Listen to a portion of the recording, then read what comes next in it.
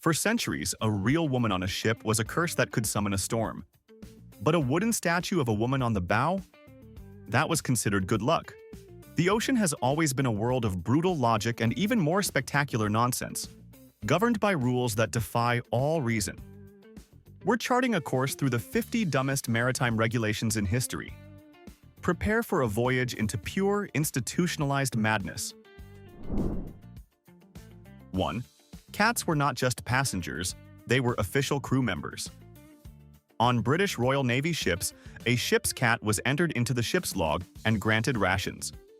Their job was to hunt rats, protecting food supplies, and preventing ropes from being gnawed. The truly dumb part was the bureaucracy. If a ship's cat died or was lost at sea, it had to be formally reported, and its pay, the food allowance, was stopped. They were treated with more administrative seriousness than many of the human sailors. 2. A widespread, unofficial rule among sailors was to get a pig and a rooster tattooed on their feet. This wasn't for decoration, it was a superstitious life insurance policy. Since these farm animals can't swim, sailors believed that if they were shipwrecked, God would look down, see the helpless creatures represented on their skin, and take pity, carrying the sailors safely to shore. It was a rule based on the desperate hope that divine pity for a tattooed animal would act as a personal flotation device. 3. In many navies, including the British and American navies at various times, you couldn't just decide to grow a beard. There was a formal rule. A sailor had to submit a request for permission to stop shaving. He would then be given about 2 weeks to grow a full set. After that, he had to present his beard for inspection by a senior officer. If it was deemed patchy or insufficiently manly, the permission was denied, and he was ordered to shave it off immediately. 4. For centuries, a famous rule of the sea was no women on board. The superstition was that the ship itself, always called she, would become murderously jealous of another woman and summon a storm to sink everyone. But the hypocrisy was staggering. The rule had convenient exceptions for captains' wives and female royalty. Plus, most ships had a carved wooden statue of a woman, a figurehead, on the bow for good luck. So, a wooden woman was a charm, but a real one was a disaster. Does that logic work for you? 5. For a time, some Dutch sea captains had the legal authority to perform marriages at sea. The incredibly dumb catch? The marriage was only legally valid for the duration of the voyage. The moment the couple stepped back on dry land, they were officially single again. It was a rule that created a bizarre form of temporary nautical marriage. It allowed all the romance of a wedding at sea, with the built-in convenience of an automatic divorce the second you hit the docks. 6. An old British law made it illegal to be friends with a pirate. On the surface, this sounds smart. But the law was written so vaguely that it was incredibly dangerous. You could be arrested and even executed just for having a drink with someone who later became a pirate. This meant the government could hang you for treason simply because one of your acquaintances made a bad career choice down the road. It turned every friendly conversation in a port town into a potential death sentence. 7. For centuries, the right of wreck was a real law in parts of Europe.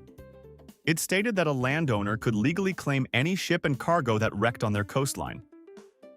This created the dumbest possible incentive.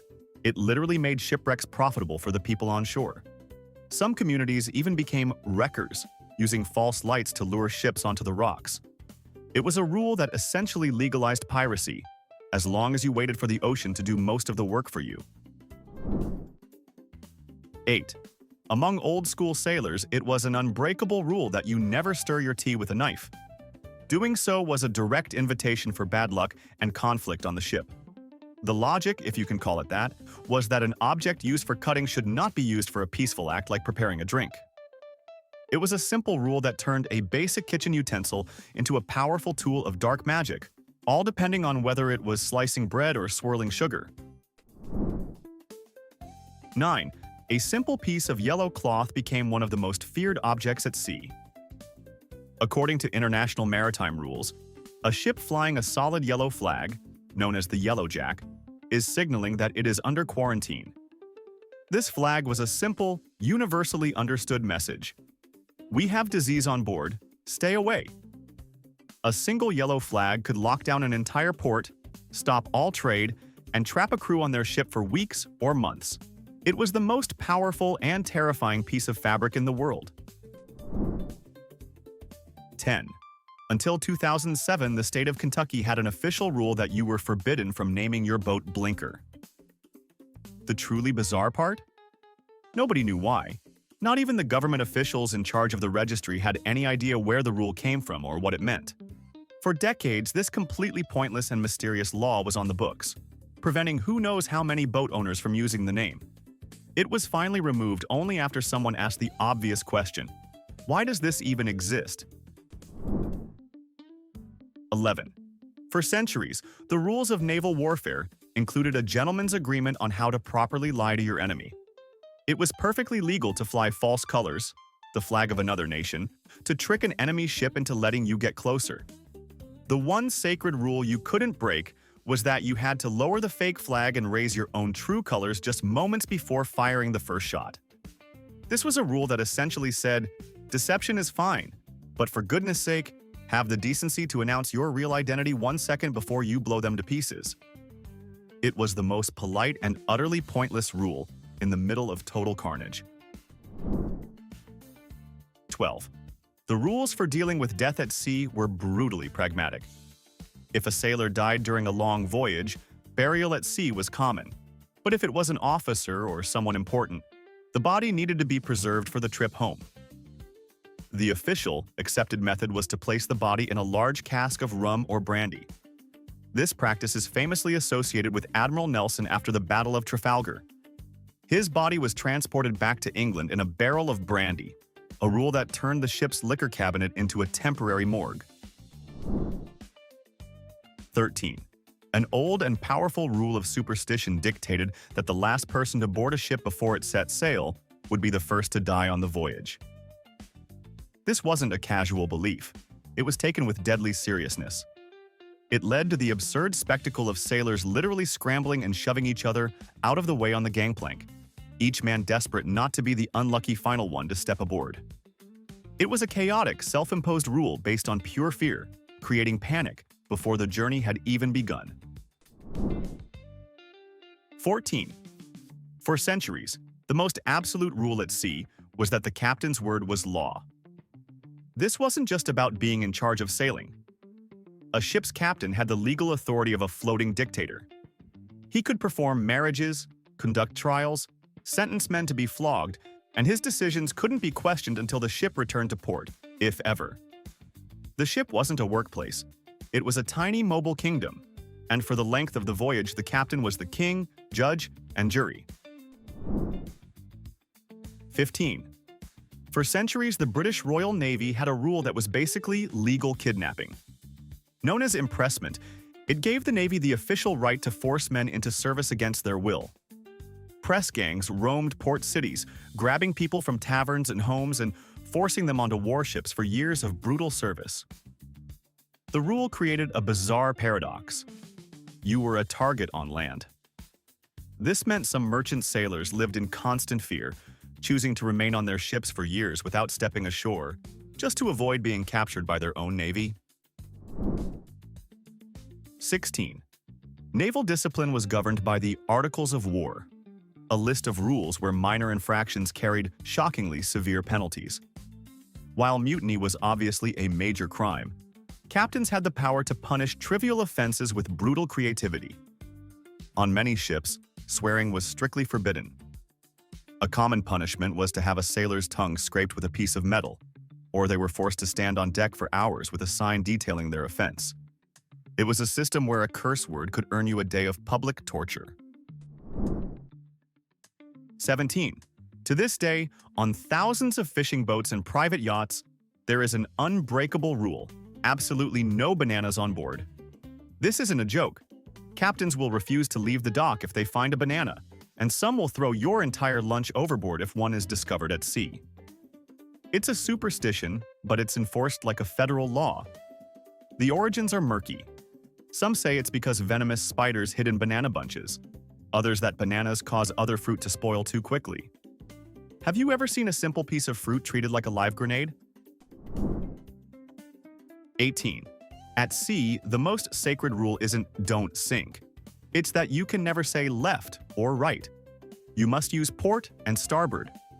The moment a guest says left, every sailor looks at them with a special kind of pity, like they've just used a fork to eat soup.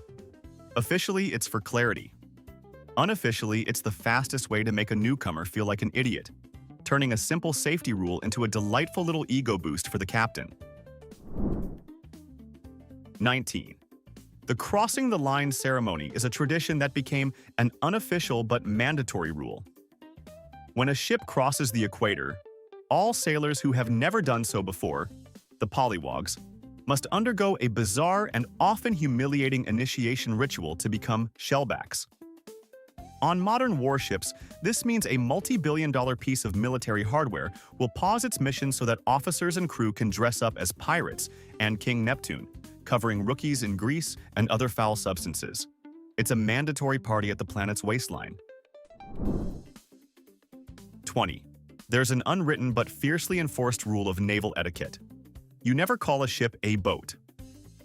The classic explanation is that a ship is large enough to carry boats, like lifeboats, but a boat can never carry a ship. To call a captain's vessel a boat is a grave insult. The dumbest part? The one group that breaks this rule with pride is submariners. They defiantly refer to their incredibly complex, powerful submarines as boats. It's a rule of pure semantics that can start a fight in any naval bar in the world. 21. In the 1990s, the U.S. Navy became obsessed with one color, haze gray. A rule made it mandatory for every single ship. The dumb part was the bureaucracy. The Navy created massive instruction manuals, hundreds of pages long, dedicated to nothing but this one color. These books detailed exactly how to apply it, and the precise level of fading allowed before a repaint was required. People literally built their careers on being experts in a single shade of gray.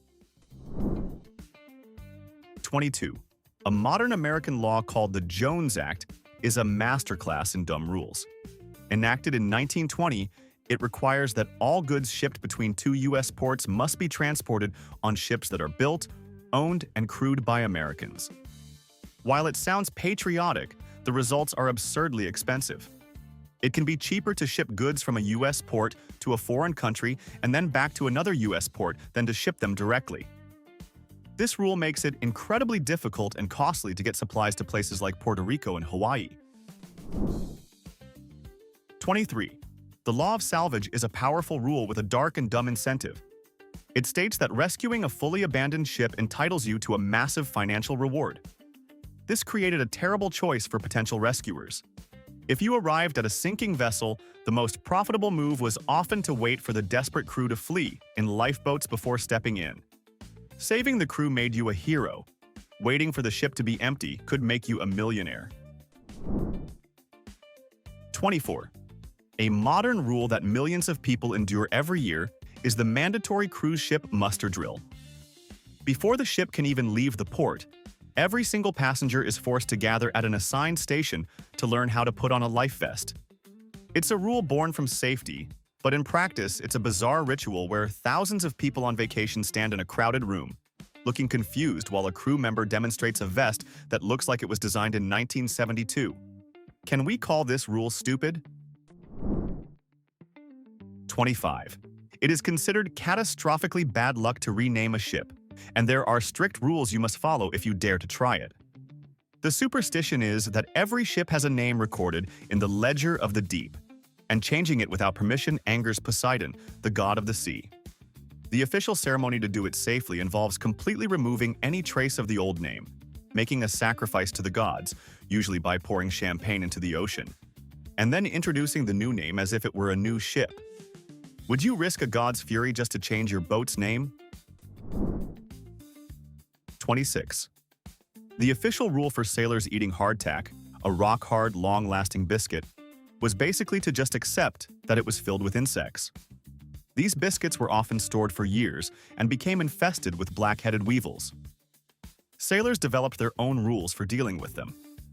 Some would tap the biscuit on the table to knock the bugs out before they ate.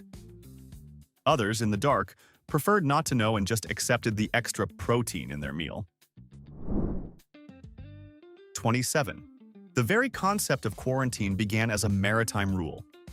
The word comes from the Italian 40 giorni, meaning 40 days.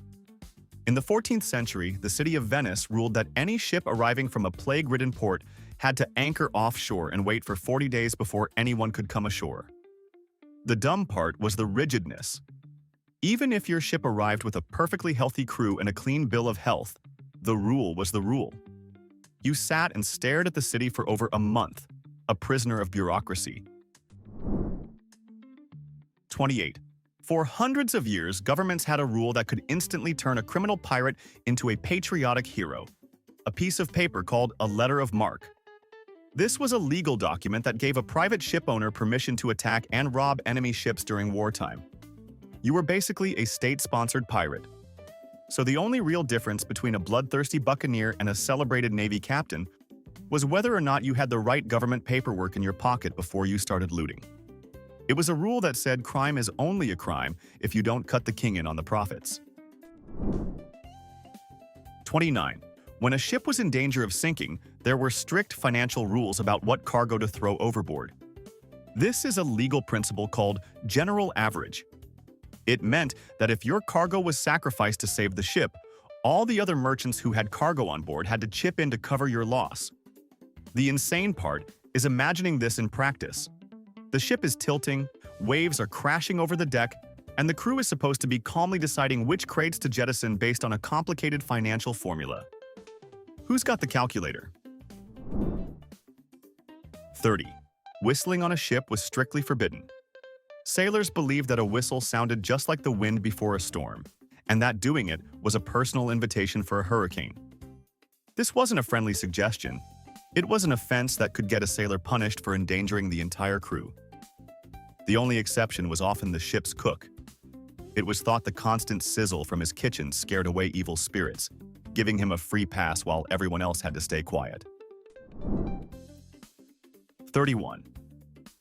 For centuries, it was a strictly enforced, unwritten rule that you must never begin a voyage on a Friday. This superstition was so powerful that it could bring an entire port to a standstill. Ship owners, fearing a doomed journey, would refuse to set sail, leaving cargo to sit on the docks and crews to sit in the taverns, all because of the day of the week. The economic cost of this rule over hundreds of years must have been astronomical. It was a global shipping schedule dictated by nothing more than bad vibes. 32. The British Royal Navy had a rule to combat scurvy, the boogeyman of the high seas, by issuing daily rations of lemon juice. A genius, life-saving idea. But here comes the spectacularly dumb part. They didn't know why it worked. They assumed it was the acidity, not a mysterious chemical we now call vitamin C. So, to preserve the juice for long voyages, they often stored it in copper-lidded barrels. The acid in the juice reacted with the copper, which not only destroyed the vitamin C, but also created a mildly poisonous brew. They were meticulously enforcing a rule that turned their miracle cure into a less effective, slightly toxic cocktail. 33. For a shockingly long time, one of the dumbest and deadliest rules in maritime history was that a ship was not legally required to carry enough lifeboats for every single person on board. The rule was based on a ship's tonnage, not its passenger count. This is why the Titanic, in 1912, was fully compliant with the law even though it only had enough lifeboats for about half the people. It was a rule written by accountants, not sailors, and it took one of the greatest disasters in history to finally prove how utterly insane it was. 34. In the 19th century, a huge problem was coffin ships, vessels deliberately overloaded by their owners for maximum profit, who would then collect insurance when the ships inevitably sank. To stop this, a law required a plimsoll line be painted on the hull to show the safe loading limit. The incredibly dumb part? The first version of the law allowed the ship owners themselves to decide where to paint the line. It was a life-saving rule with a loophole big enough to sink a ship through. 35. There was a bizarre but very real ceremony sailors performed called flogging the dead horse. In the 19th century, sailors were often paid 1 month's salary in advance, which they usually spent before the voyage even began. This meant they worked the first month at sea for free, a period they called the dead horse. When that month was finally over, they would hold a ceremony. The crew would make a straw effigy of a horse, parade it around the deck, beat it mercilessly, and then set it on fire or throw it into the sea. It was a formal, rule-bound celebration of finally starting to earn money for the work they were already doing. 36.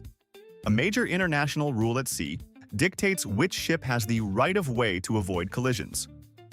But the rule had a fatal flaw: human pride. For decades, some captains were so stubborn about having the right of way that they would refuse to turn, even as another massive ship was bearing down on them. They would literally sink their own ship while screaming that they were technically correct according to the rule book. It's a classic case where a rule designed to save lives just gave people an excuse to be dangerously arrogant. 37. The British Navy had incredibly specific rules for its daily rum drink, called grog. To make sure sneaky officers weren't watering it down too much, they had a bizarre test. They would mix a little of the grog with gunpowder and try to set it on fire. If it ignited with a satisfying foom, the drink was strong enough. If it just fizzled, someone was in serious trouble. They were literally using explosives to perform quality control on their happy hour cocktails. 38. The cheerful sea shanties you hear in movies weren't just for fun. On many ships, singing was a mandatory rule. The rhythm of the song was a critical tool for synchronizing labor, ensuring a dozen men heaved on a rope at the exact same instant. A shanty man would lead the song, and the crew had to roar back the chorus, pulling in unison on the beat. The dumb part? This turned singing into a compulsory, joyless task. Imagine being exhausted and freezing, and your boss is screaming at you for not putting enough spirit into your drunken sailor chorus. It was a rule that weaponized music for productivity, the world's most miserable mandatory karaoke party. 39. On a traditional ship, time is not kept by a clock, but by a bell. The rule is that the ship's bell is rung every half hour of a 4-hour watch, starting with 1 bell and going up to 8. 8 bells means the watch is over. This system is ancient, and while it's charming, it's also wonderfully obsolete. In an age where every sailor has a perfectly accurate digital watch on their wrist, the Navy and many other ships still cling to a rule that involves hitting a piece of brass with a hammer to figure out what time it is. 40. It was a deeply held rule that a ship's figurehead, the carved wooden statue on the bow, was the eyes of the ship. It wasn't just decoration. Sailors believed it could see the way forward, navigating through storms and fog. Because of this, damaging the figurehead's eyes was considered an omen of pure disaster.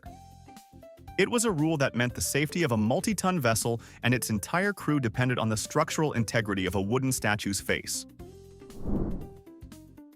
41.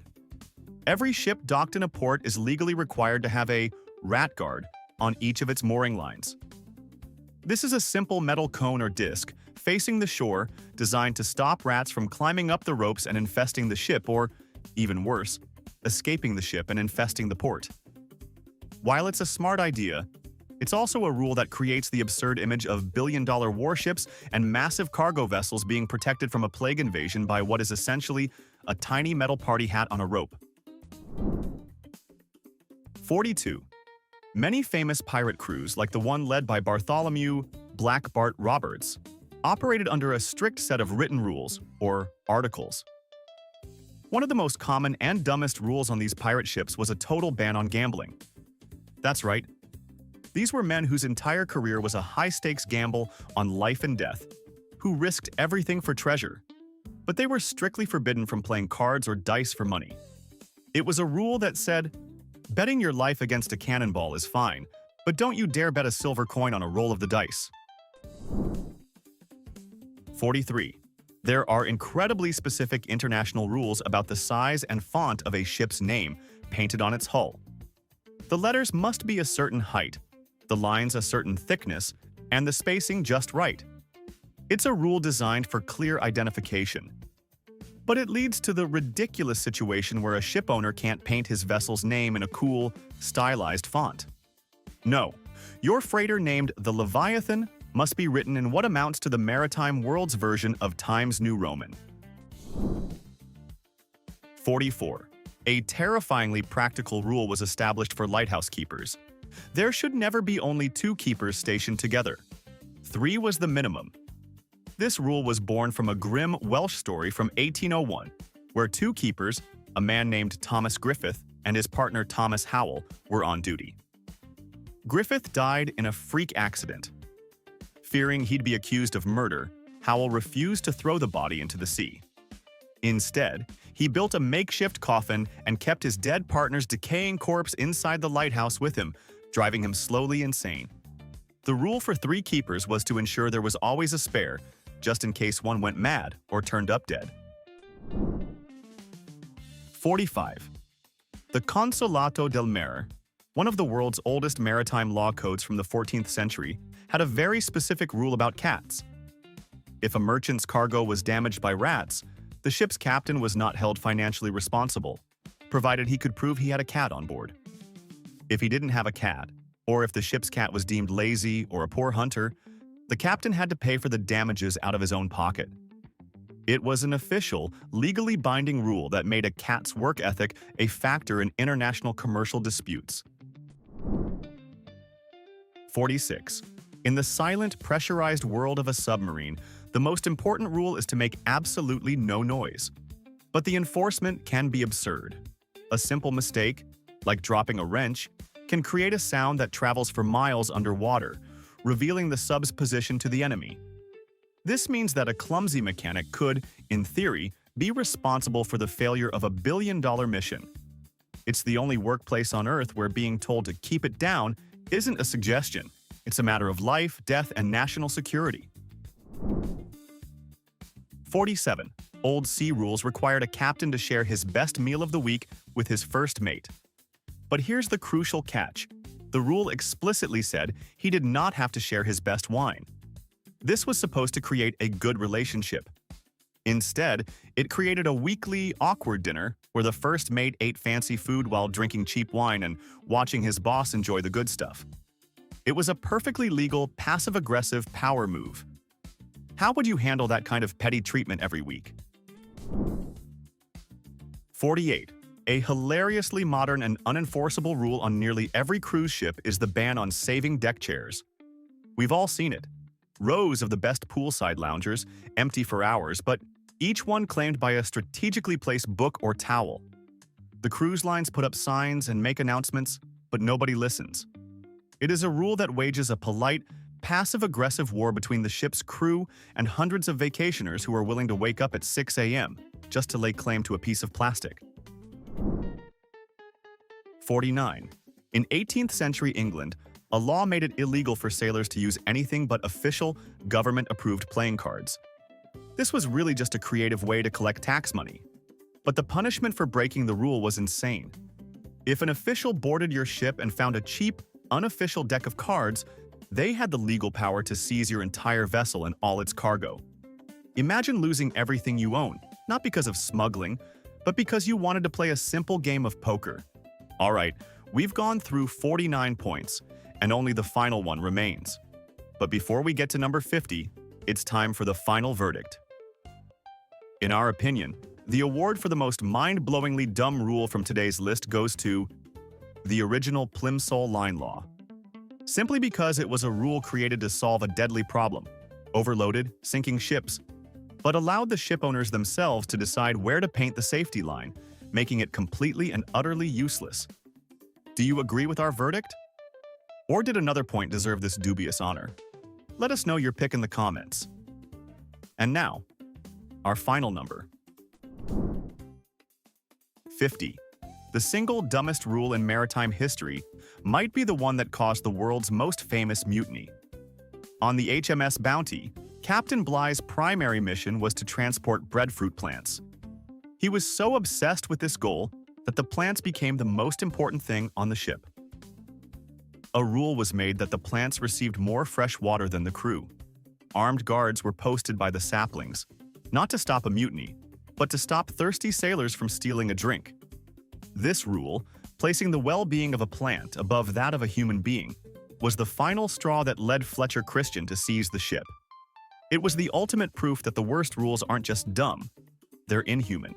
The sea is a vast, untamed force of nature, yet for thousands of years we've tried to tame it not just with ships, but with our own bizarre, hilarious, and often idiotic rules. From superstitious nonsense to bureaucratic nightmares, these regulations show that wherever humanity goes, we take our beautiful, flawed, and frequently illogical minds with us. So here's a question for you. What is the single dumbest rule you've ever had to follow in your own life? Let us know in the comments below. And if you enjoyed this voyage into maritime madness, subscribe and turn on notifications.